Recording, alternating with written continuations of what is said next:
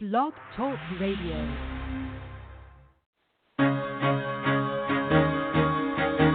Carol the Coach. Sex, love, and relationships. We talk about it here. Carol the Coach. Compassion with contemporary relevance. I am a psychotherapist. I can be your personal life coach, and I can help you with your issues. There are no problems too small or too big. You can talk about anything. Speaker, columnist, radio TV host, and commentator. Carol the Coach brings messages of wellness and empowerment within reach of everyday people every day. Almost 5 years ago, I lost my soulmate in an accident. He was killed in a plane crash. Life just, for me, has seemed to stop. There are groups all over the city. I teach one. It is a specific way to start thinking so that you shift how you see the world, which then shifts your energy, and then you feel better and you actually see things differently. Carol the Coach. Always available, too, at carolthecoach.com. Now, I've got Russell on the line. I'm 47 years old. I'm a truck driver. I'm married. I have a wife in San Francisco. Okay. I haven't been home in 6 months. My thing is, I don't know if I have a sex addiction or what the problem is.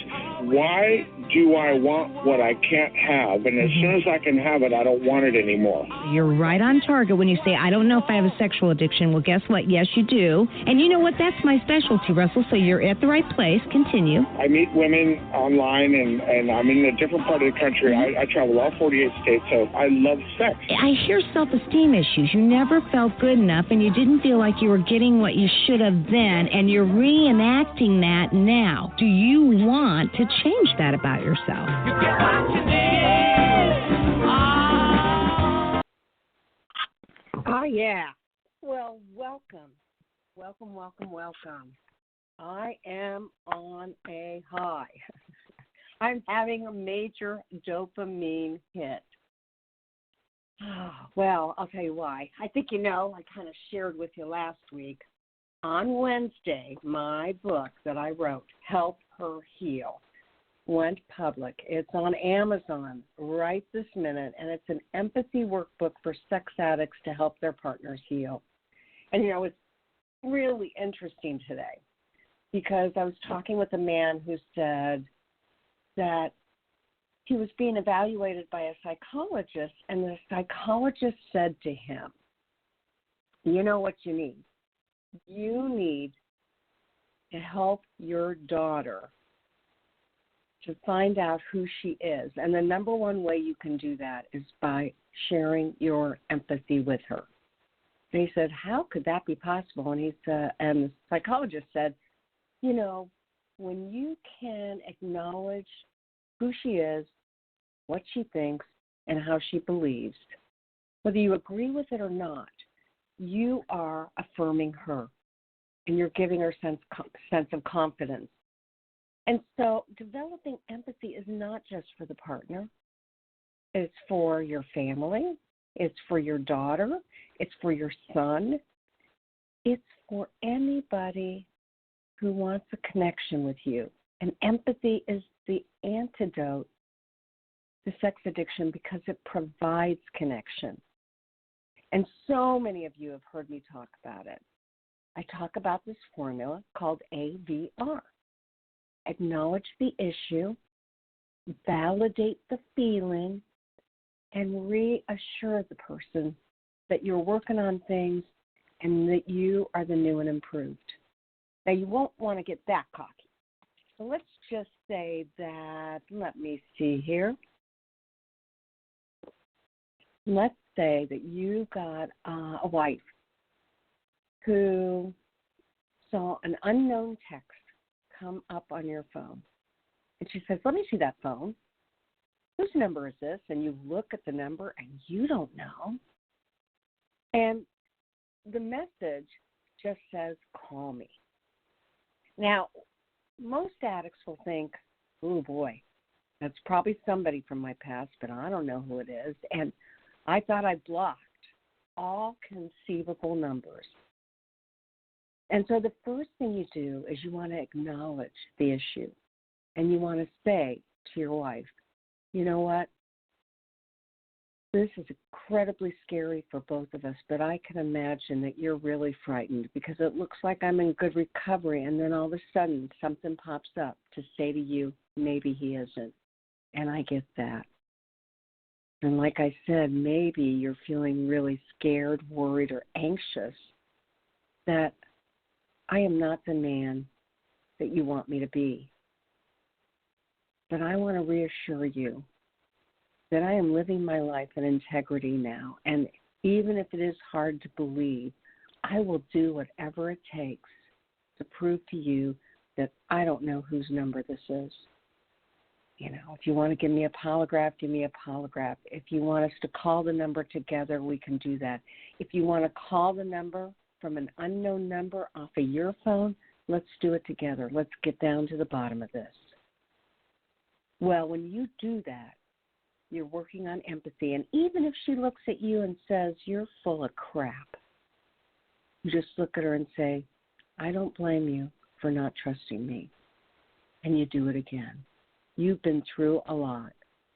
And I can imagine that it's really scary to believe that I'm telling you the truth. And so you must be afraid. And I know you're mad. But I want to reassure you. Remember, it's A for acknowledge the issue, V for validate, and R for reassure. I want to reassure you, we will get down to the bottom of this together.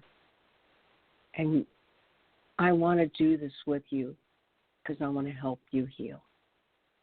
Now, that is the name of the book, Help, Her, Heal. And as I indicated, it's an empathy workbook for sex addicts to help their partners heal. And I've already been getting just hundreds of emails. It's an easy read. I mean, you can read it in a couple of days. It's as if I am talking to you, the addict. And I'm not going to lie, I have a lot of partners that are buying the book, and they are giving it to their spouses. And I think I mentioned yesterday, my only regret is that I don't have one for gay couples, and I don't have one for people that aren't married. And, I don't have one for male partners and female sex addicts. I'm talking to my publisher about changing all the wordage around because it's the exact same thing. And my very first review from a client was from a client that I absolutely adore. I adore both of them, actually. They're working hard. They're doing great work. And I think he said something like, this is brilliant. And I said, Sue, you're okay with it? Because they're a gay couple. And he said, absolutely. I get this. So I'm going to encourage you to buy the book. If you're a sex addict, please, it'll help you to understand her. And if you're a partner, take a look at the book so that you can see if you believe it would help your spouse. I know it would. Because it doesn't just go into AVR, the formula for empathy. It goes into what reflective listening is and how do you do that without defensiveness. And, my experience is that partners are so traumatized that they end up being angry, rejecting, accusatory, and all those words describe their reactions to being afraid they're going to be hurt again. So they look ugly. They look like they are ready to lynch. They look like they want to kill you. But really, they're just protecting their head, their heart, and their gut because they've been duped and they don't want to be duped again. But look, for today, they're staying with you. And so when he or she says, you're a lying sack of you-know-what, and, you can just rot in hell, I want you to pretend that you have your Teflon on and you let it roll off of you. And what do? You use AVR. You reassure her. I understand why you feel like you'll never be able to trust me. And validate her feelings. I can see why you're so angry. I don't blame you. I understand your anger. I can't imagine what it's like being married to me after I betrayed you. And then you reassure her.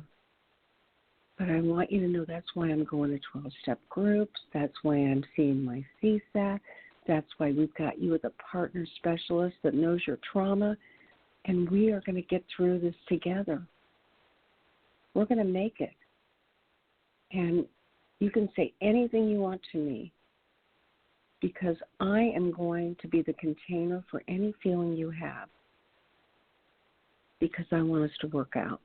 And this is only temporary. And we're going to get better together. Now, the truth of the matter is, if in some way you're in an abusive relationship, you don't want to deal with that. Nobody should be abused. Partners shouldn't be abused. Sex addicts shouldn't be abused. So if she's getting physical, that means she's in the fight mode of her fight, flight, or freeze, and help set boundaries. Leave the house, go somewhere you can be safe, and let her calm down. And then, maybe those boundaries look like, I'm not going to come back into the house if you're going to threaten me with a baseball bat. Or I am not going to allow you to punch me in the middle of the night. I get that you're mad. I get that you wake up and you hate me. But I'm not going to let you hurt me. And I promise I'm not going to hurt you anymore. Okay, you can hear the sincerity. The other really cool thing about this book is that it has a trigger busters chapter. And triggers are the hardest thing to manage. People aren't sure how to do that. And so it gives you a formula. And it's a pretty easy one, and it came from my colleagues, Janice Caudell and Dorit Reichenthal. And they do a super job of going through what they call relational CPR with trigger busting, and they let me use their stuff. This is one of the greatest things about my work, is that I work with some of the finest professionals in the business. And so now I'm going to pitch Janice Caudell again, Dr. Janice Caudell, and partner specialist Dan Drake, because they've just written a book on disclosures for the addict and for the partner, and how to assess them properly, make sure your therapist knows how to do it. And man, it is powerful. So I highly recommend you go to Amazon and get that book too. And I guess there's a couple different series. So if you see one for the partner and one for the addict, get them both. I know you're not made of money, but when good information comes out that's helpful to the addict and it's partner sensitive, you better gobble it up, because right now there is not enough partner sensitive information in this world. And you know what? You know that my mission is to teach addicts how to be partner sensitive. They want to recoil and hide in their shell and just disappear because they hate what they've done. And that's the last thing you want to do. You want to show up and be there for your family, no matter what they say, think, or feel. And I got your back. I had a client who was an addict, and he read the book, and he goes, "Ooh, Carol, you are harsh. You're hurting me. You were hurting me last night." And I go, "What do you mean?" He goes, "Oh, you just kept telling it like it is, and it was painful." Well, in no way have I ever written anything where I meant to hurt anybody. So if it's kind of harsh or firm, it was just to stress how important it is to get this stuff right and to do it with love, authenticity, and transparency. Two of my favorite words. I love love, but I love when addicts are authentic and transparent, and I do. Now, who do we have on tonight? Well, he's amazing, and he's been on the show before. His name is David Essel, and tonight he wanted to talk to you about the symptoms and manifestations of sexual abuse, sexual assault, sexual addiction, and more. And he's really made it his mission and his purpose to help people understand the challenges of overcoming sexual abuse. And so, what I believe to be true is that it is so important to really, if you've had any sexual abuse in your lifetime, or let's say you've been raped in college or in early adulthood, it's important to understand what you've been through and to try to work through it in a way that honors the pain, the sadness, and the guilt. You get that, don't you? Absolutely. And I'm just always so happy when a specialist comes on the show and they can make it their own. And David's got a phenomenal sense of humor. He's bright, he's passionate, and he's a coach. So I always enjoy when we can have him on the show. He does a great job of making something that's pretty complex understandable and informational. So I'm going to introduce David Essel. Welcome to the show. How are you? Hey, Carol. Great to be back with you. Well, it is great to have you, and this is such an important topic. And, you've got a variety of symptoms of post-traumatic stress and of abuse, and I want to talk about that. But before I do, David, you have just done so many different things. Tell us a little bit about how you decided to work with sexual abuse, sexual assault, sexual rape, and all those really tough situations that interfere with sexual integrity. Yeah. Wow, Carol, there's so many things that I'm doing in my life now, and I've been doing for, the past 30 years as a counselor and coach and 40 years in the personal growth industry that I had never planned on doing. I had never thought that I would be working everything from, helping people expand their business to overcoming sexual abuse or rape or incest, and yet here we are today, and for the last 30 years, in the world of sexual abuse, it has really caught me by surprise. And I'll tell you, the biggest surprise to me is how many people are sexually assaulted verbally, physically, emotionally as children, and how that affects them later on in life. It's been an absolute shock. And how I actually got into this was 1991. I had a client that was really struggling with alcohol and had struggled for a very long time with alcohol. And when we started doing the work, of course, we just started to do the basic recovery work. And part of the recovery work is going into emotional triggers for drinking. And as we were going through all of this work together, all of a sudden it became apparent to me that she had some real negative connotations and belief systems about men in general, not just the men she had dated, but all men, which led us to go deeper in our work emotionally, and all of a sudden we were there to uncover the fact that she had been molested as a child by a family member. That was 1991. That was the first introduction to me of how devastating, and when she was sexually molested, it wasn't physically, but it was the way an uncle looked at her, the way an uncle grabbed her hand at family events, the words that he said, how he would try to corner her. He never penetrated, never physically touched her, but that had such a lasting effect on her, and it turned into a lifelong of addiction, and it turned into a lifelong of nothing but chaos and drama with men. So in 1991, I'm presented with this situation where for the first time she had admitted to anyone that this had happened when she was a little girl, and now the healing was to begin. The great news is that as we uncovered that part of her past and helped her to heal from the sexual molestation, her addictions disappeared. So that was my introduction to this world of sexual abuse, incest, and then, of course, it goes on to rape and so many more sexual abuse conditions, and it shocked me that I would be doing this work for that long.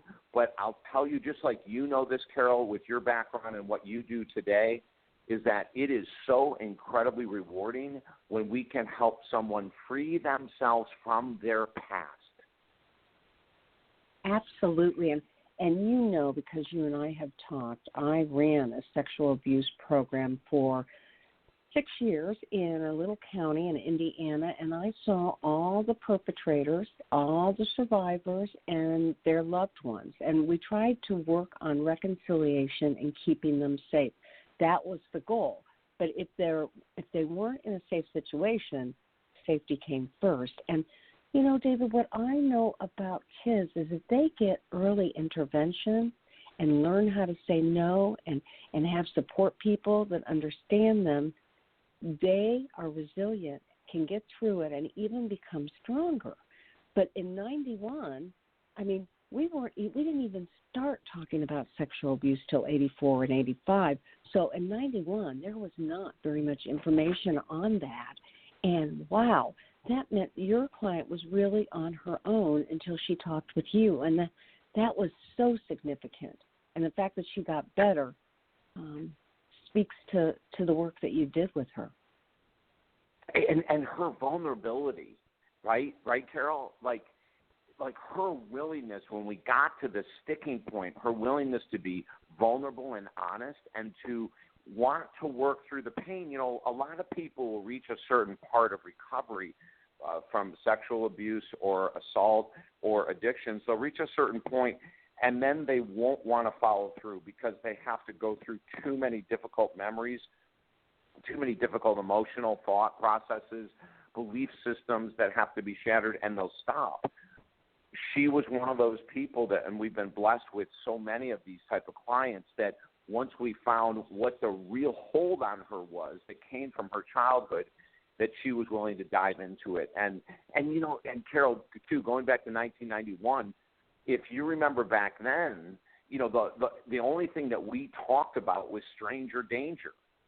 That was it. And the weird thing, you know, now that we look back at that, the weird thing is that 90% of sexual assault or abuse, incest, et cetera, it's all with family members or someone that they know really well, right?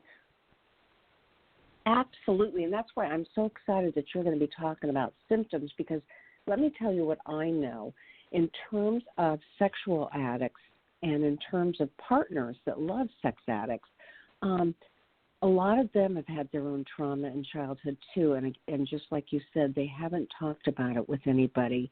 And so when sexual addiction occurs, a partner is re-traumatized and goes through all those post-traumatic stress-like symptoms again, and then the addict most oftentimes loves his wife or loves her husband and watches that person go through that trauma and stress, and they get re-traumatized. So can you talk a little bit about the symptoms that you see that are most current, most prevalent, and let's let people, our listeners, figure out if they may be suffering from some of these, because I know you got some good resources at the end of the show. So you actually were able to identify through the acronym RAIN, which stands for Rape, Abuse, and Incest National Network, that there are symptoms like, number one, insomnia and trouble with sleeping. That is the number one symptom for somebody who's had sexual abuse or assault in their life? Yeah, unless they're using substances to sleep. The number one sign, now, you know, you can drink yourself to sleep, you can, you know, smoke enough pot to fall asleep. But the number one sign of a person who's not in the world of active addiction is going to be high anxiety, which is going to interrupt sleep cycles. So we have people that have gone through this that, and you know, Carol, some of this too that makes it so difficult, just like my very first client. Until we started to do the work, she didn't know why she drank so much. She couldn't remember anything in her life that would have triggered that kind of alcohol consumption. And so her anxiety was so high every day that she used alcohol in order to sleep. But so many other clients I've worked with since 91 to today who have experienced sexual assault or incest or rape and have not processed through it will always talk about their incredible difficulty with sleeping. Just a couple years ago, I worked with another rape victim, and she hadn't slept in 8 years, Carol. She had not processed and had not worked through this horrendous experience.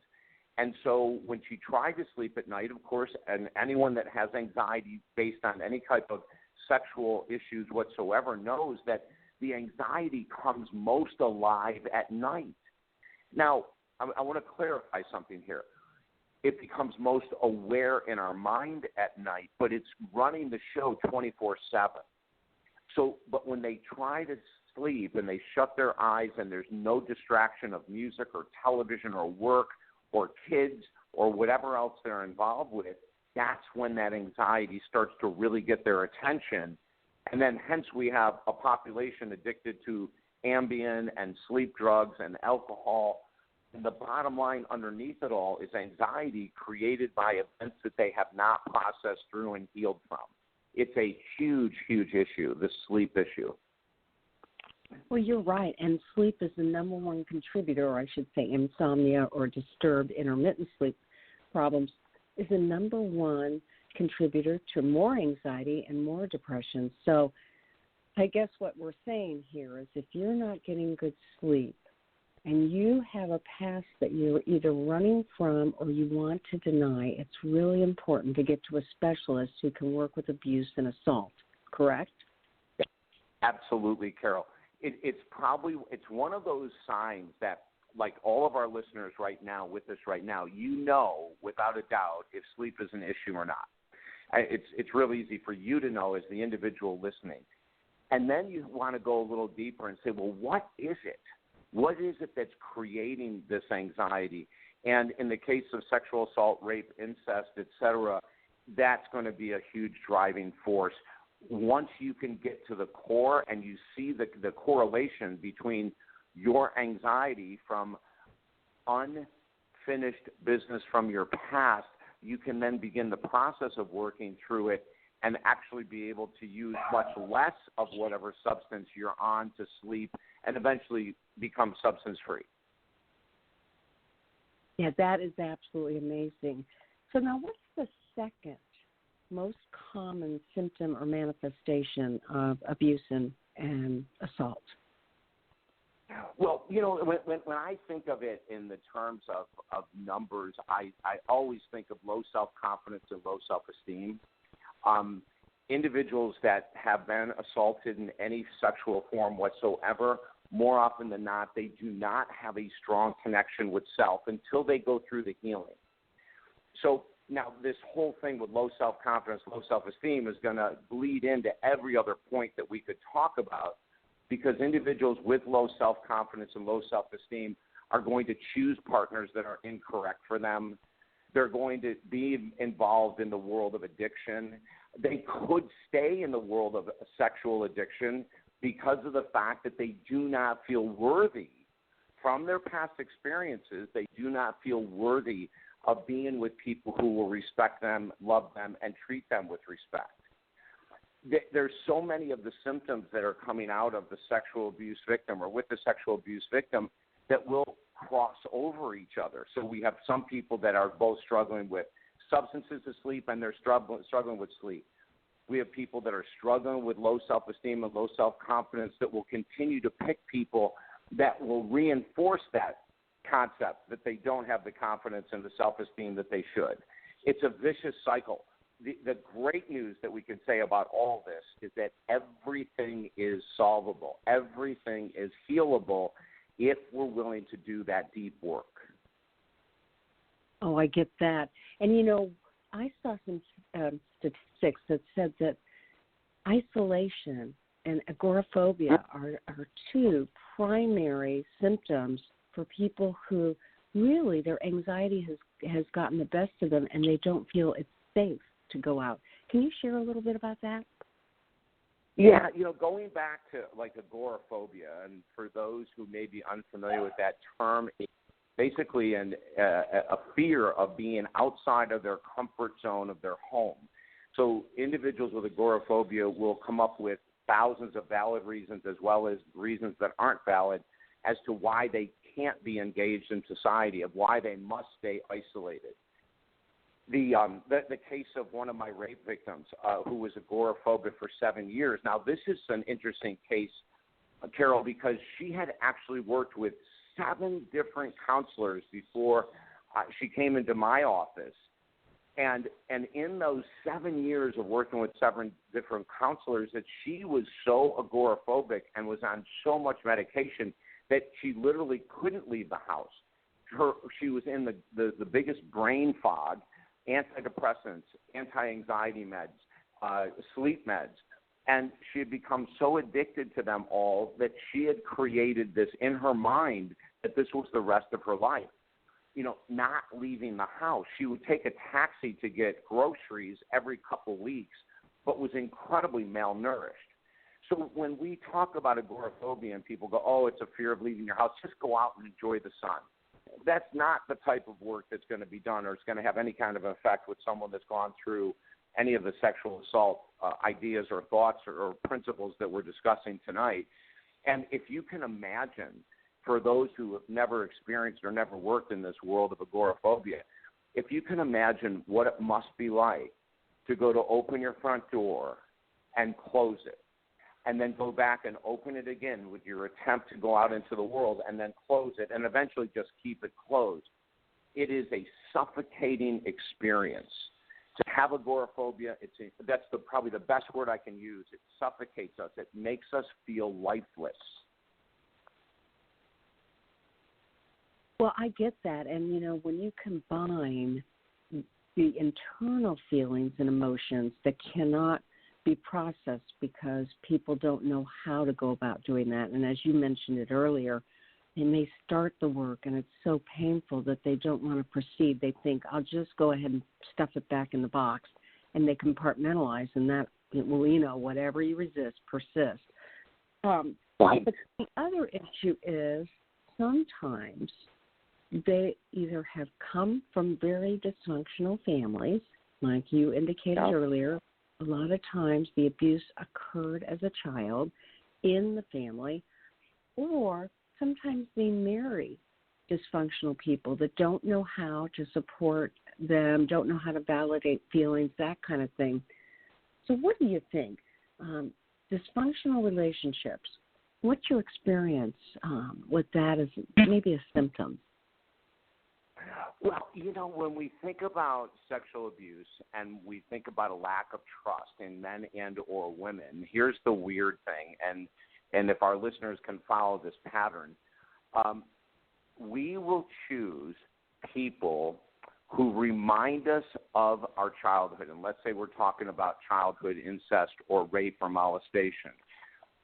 That's what we know. The only thing we know is that people who take advantage of us, all we can remember is people who treat us unkindly. So now we go into this experience that we don't want to talk about it, or it may have been submerged so long we don't even remember the event. All we know is we have outrageously low self-confidence, extremely low self-esteem. So we're going to look for someone that's going to match that. And more often than not, what that means is we'll look for someone who has a controlling nature.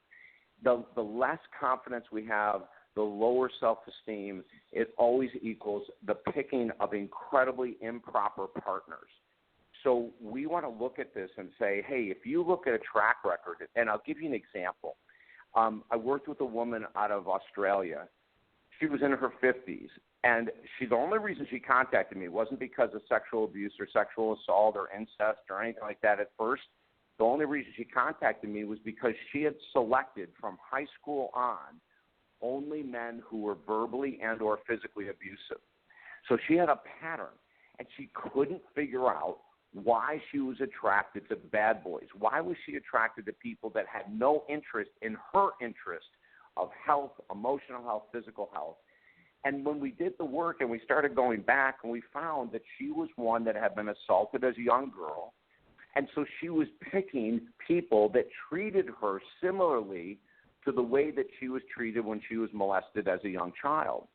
Now, this doesn't logically make sense. And, Carol, I'm speaking to the choir as I say this to you. But it doesn't logically make sense. So for our listeners, you would think, well, if you had a bad experience in childhood, you would go and pick the opposite type of a partner. Logically speaking, you would pick someone who would treat you with respect. But in the world of sexual abuse and assault and incest, that logic doesn't hold a candle. All we do is we know that men did this to me or women did this to me, and I'm going to choose people that are, quote-unquote, known to me, that their energy is known to me. Oh, yeah, that reminds me of what happened in childhood. We may not be able to correlate it, that what we're saying is, this reminds me of someone who molested me or looked at me with leering eyes or continued to comment on my beautiful hair when I was 6 years of age, and I could see they wanted something more than that. We can't logically put the dots together. But as adults working with counselors, you can go back and look for what we call patterns. And patterns are inescapable. When you look at a pattern of choosing men that are abusive emotionally, physically, sexually, or you have a pattern of picking women that are liars or cheats or whatever, that pattern is a doorway to healing if we're willing to do the work. It is not easy by any means, but it is surely worth the effort. Well, I absolutely agree with you. Now, there is one exception to the rule, and I'll tell you what it is. Sure. Because we know, as marital therapists, many of us know that we end up marrying our mother and our father to work out our issues. And so, if you had an abusive father, you may end up marrying an abusive man to work that out. And as an adult, to learn to use your voice and to have boundaries and to leave if you need to, that kind of thing. But with addiction, it's an interesting field. We tell our partners, you did not in any way attract this kind of person into your life. As a matter of fact, you thought you were getting a nice guy. You thought you could trust him. You thought he was your knight in shining armor. You thought that he had good family values, but because of his addiction, an addiction that robbed him of his own integrity, you ended up being duped, and you cannot feel responsible for that. So it's just a little bit different. I know that I've always felt like in abuse situations, that it can oftentimes be attracted, but in addiction, with sex addiction, we're finding that it isn't. We're doing this research and finding out that there's no correlation because they absolutely didn't know what they didn't know until discovery. So for our listening audience, if you're wondering, how did I attract this guy who ended up being a sex addict and what's going on? If you were abused, sexual abuse happens to 1 out of every 3 females, and that's reported, so we know it's higher, and 1 out of every 10 males. And again, that's only reported cases. So I always tell women, we got 12 women in this room, and 4 of you have been abused. Statistically, that's what we know to be true. Do you find the same stats, David? Oh, well, the statistics can't lie. And what you said that's really important is that's reported, which is always under what reality is. It's just like they came out with a report recently saying that 18% of Americans smoke on a daily basis, when 10 years ago it was 25. But those numbers are skewed because, when people answer surveys of, are you a heavy smoker, light smoker, non-smoker, well, most people are going to say light smoker. Most people aren't going to be honest. And so in this case, it's the same thing. I think those statistics are quite low in our experience. I believe they're quite low. But people don't want to report some of these events. And something else that we mentioned a few minutes ago, Carol, is that a lot of people do not remember. The brain has this unbelievable ability to compartmentalize trauma. And so there are many people walking around today continuing to select individuals that will abuse them, manipulate them, use them, and not have a clue that this could be related to something that happened to them in childhood. The other thing we have to remember in the world of any addiction, including sex addiction, is that the perpetrators are outrageously skilled at manipulation. They're outrageously skilled at getting their needs met. And I say to all addicts, including the sex addicts we work with, when we can take this incredibly powerful energy that has been created as a sex addict and put that, or an alcoholic or an opiate addict, and we take those skills of manipulation and lying and the energy that people put into their addictions into good healing stuff, that person who was a perpetrator and a horrendous boyfriend, husband, wife, girlfriend for years can actually turn their life around if they're willing to do the work. Oh, I 100% agree with you. As a matter of fact, I go so far as to say addicts who get into recovery and maintain healthy lifestyle and skills are 95% healthier than the average American male out there because they've gotten the resources. And I don't mean that negatively. They just really are. If they are maintain recovery, it's amazing who they can be and what they can do. I love it, Carol. No, I was laughing because it's so dead on. We have people that, and this is one of my concerns with 12-step programs, quite frankly, Sex Love Addicts Anonymous, Sex Addicts Anonymous. 12-step programs I have very little patience for these days. When you are walking into a SLAA or an SAA meeting and you're sitting down and you're saying, "Hi, I'm David, I'm a sex addict," if you're not actively engaged as a sex addict, you're lying to yourself, you're lying to the room. It is not true. Now, if you are still engaged in your sexual addiction, then yes, state it. But if you want to heal and you are not acting out and you are processing emotion, and then you go into one of these darn meetings, Carol, and you raise your hand and say, "Hi, I'm David, I'm a sex addict," when you aren't acting out, that's horrendous. And we wonder why people struggle in the world of addiction with their self-confidence and self-esteem. Well, let's say that you haven't acted out in your addiction. Let's say that it's been 5 years or 10 years or 20 years, and you're going into a meeting and you're saying that I am a sex addict. Well, you are just putting yourself way back in time. Not too long ago, one of my sex addiction clients came in, and he has been doing incredibly well. I mean, this guy has turned it around in about a year and a half. He's off the charts, healing at this remarkable pace. And he was going to meetings 7 days a week, and I'm hearing him come in and tell me what they're saying in the meetings, and it's so archaic that I said to him, "Listen, I'll support you going to the meetings, but not this regularly. This is, everything that you and I are doing that's based on what we know in 2019 is being destroyed by you walking into a program that was created 80 years ago and never updated." And he got it. But he came in the next week and he said, "There's a minister who's now leading the meetings." And I said, "Well, good. I hope he's a good minister, and I hope he's giving you great information." He goes, "Well, I'm a little concerned." Because he stands up every week and he says, "I am Reverend so-and-so. I am a sex addict. I always will be a sex addict. I cannot heal my sex addiction, and I am here because I have an addiction." And, Carol, that's the type of information that keeps us in the dark. In my opinion, lots of people can disagree with me, and it's fine. That's the type of information someone sitting in a room hearing that this leader is telling them that once you're an addict, you're always an addict, and he's admitting that he's an addict, and he's admitting he'll never heal. To me, it's disgusting. It really is. There's too many people that that I know that have completely healed sexual addictions. For us in 2019 to be saying you're an addict for the rest of your life, it just really disturbs me.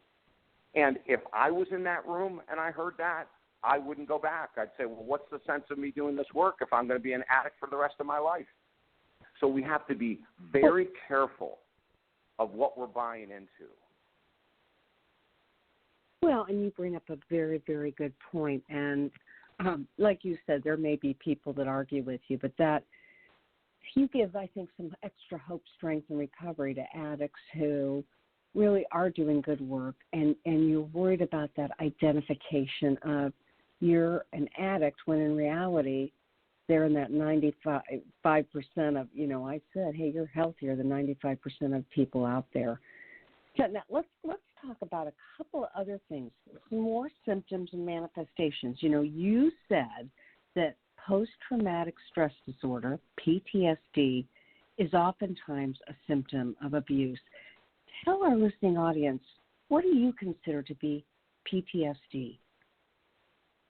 Yeah, this is where an individual is under a constant daily anxiety attack, or when I say a constant daily anxiety attack, let's say anxiety runs on a scale of 1 to 10.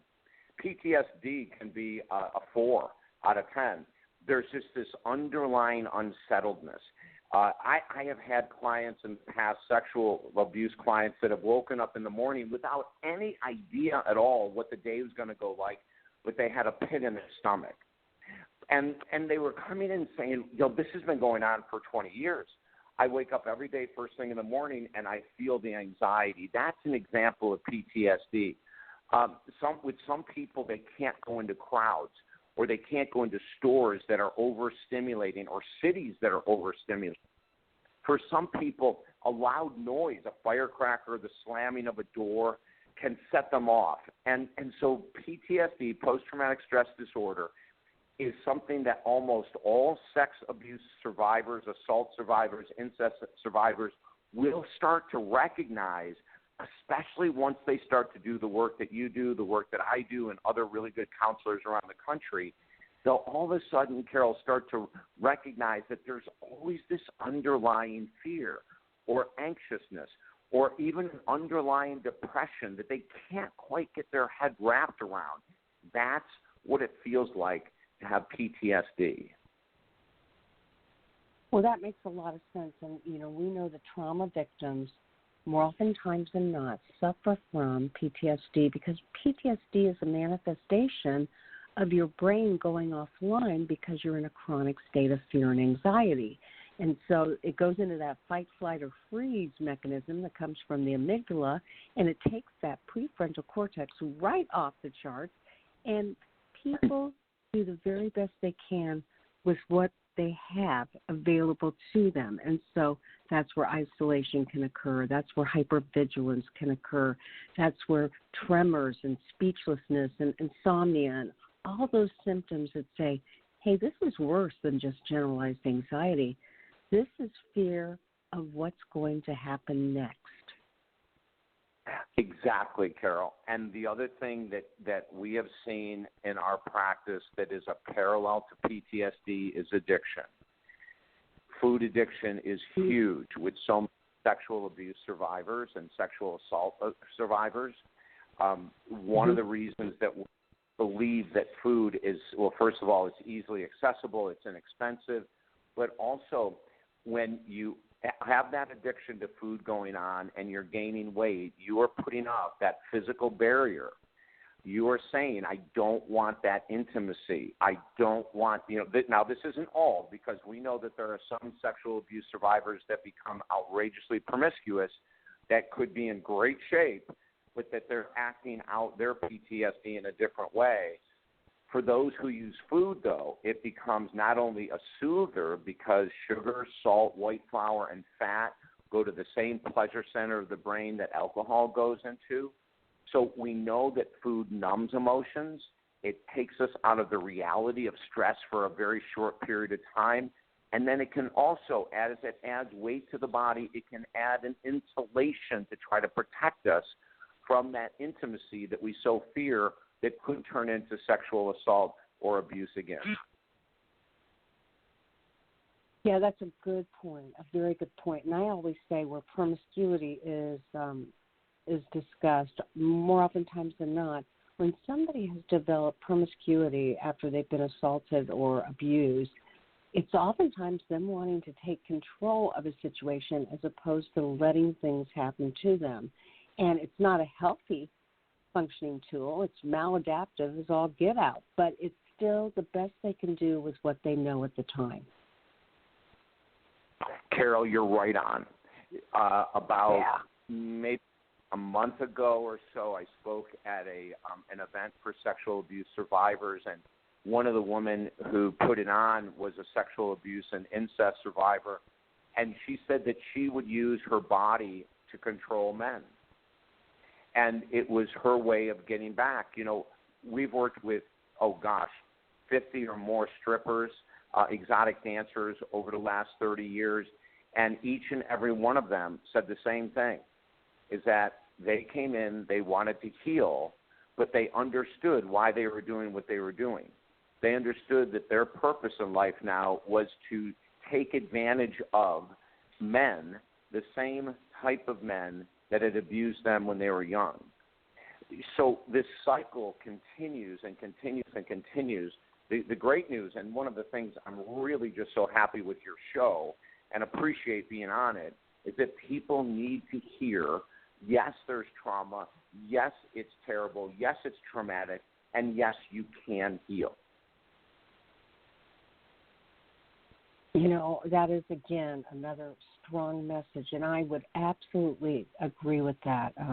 And you're talking about a horror when it comes to women that have been exploited or who traffic themselves or they're being trafficked. Let's talk about one more really tough subject, and that's spousal abuse. I know that you've seen clients that have experienced that. So how would you define that? And when would a woman know, or a man, depending on who's the abuser, but when would they know that this has gone too far? Well, that's, Carol, you know, when I see someone come in and they have been abused and there's physical marks, and you know that the abuse has been going on way before it got to a physical mark on a woman's body, in most cases. I mean, of course, it could happen within the first week of dating someone, but the odds are it's going to start a little slower and ramp up.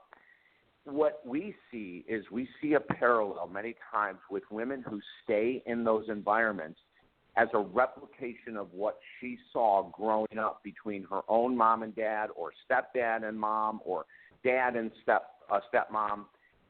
There is more often than not a correlation with that was what they witnessed. They saw their mom and dad fighting, arguing, abusing each other, or an aunt and an uncle doing it, a grandmother, a grandfather. And you have to remember, when we're young, the subconscious mind takes in the environment that we're raised in, the family structure that we're raised in, and it processes it as normal. Many times it processes it as normal because it has nothing to compare it to. So when you are raised in an environment where dad comes home from work and screams at mom because the dinner's late or it's cold or it's whatever, we have people saying that that's just what they thought was normal. So when they look at that as their normal and they go into the world of dating and all of a sudden they've got someone coming home and telling them the floor needs to be mopped again, there's a lot of, and we're making this very stereotypical with women being the victims and men being the controllers. It obviously happens the other way too, but that can make them feel, quote unquote, at home. Now, this isn't logical, so don't get the conscious mind and the subconscious mind confused as I'm going through this example. The conscious mind knows that this is crazy. The subconscious mind says, hey, listen, hang in there. This is what dad did to mom. This is what a marriage is. This is what a relationship looks like. And so many women will return, not just because of low self-confidence and low self-esteem, but they'll return because this was the normal they grew up with.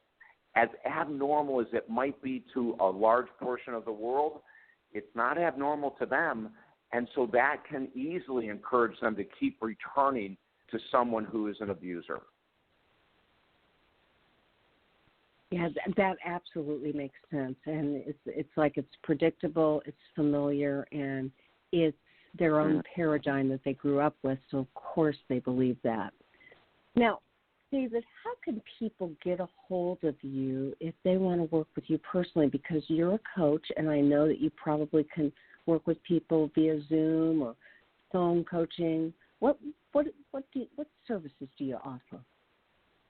Yeah, Carol, we do everything. You know, we work both in the world of counseling and coaching, and in 1990 we created a hybrid program where we combined the best of the therapeutic world, which is where I began, and I began in this really bizarre space of sports psychology, never knowing that was going to be a 5-year experience, and then I was going to transfer over to the type of work we're talking about right now.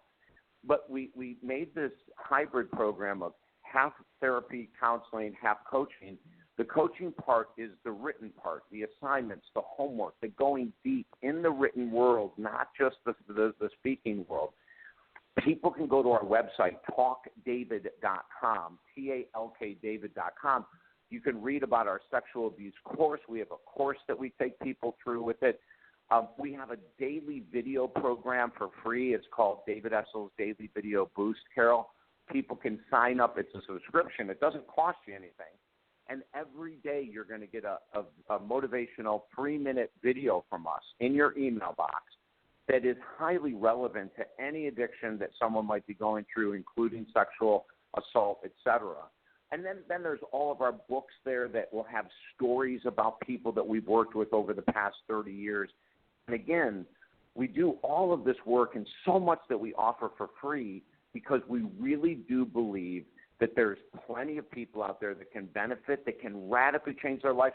You know, for your listeners' benefit, I know you know this already, Carol, but I was a raging alcoholic and cocaine addict for 30 years. I'm standing here as proof positive that you can heal 100% from any addiction, and all of this is at our website, talkdavid.com. We want people to feel that there is hope. Yes, you have to work.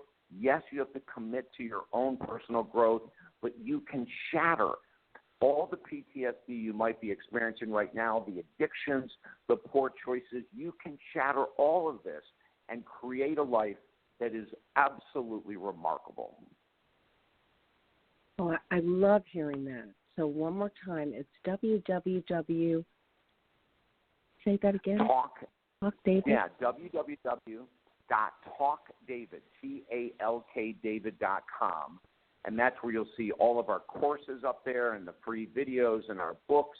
You know, and something else that just triggered, Carol, we also have a 45-minute free meditation audio.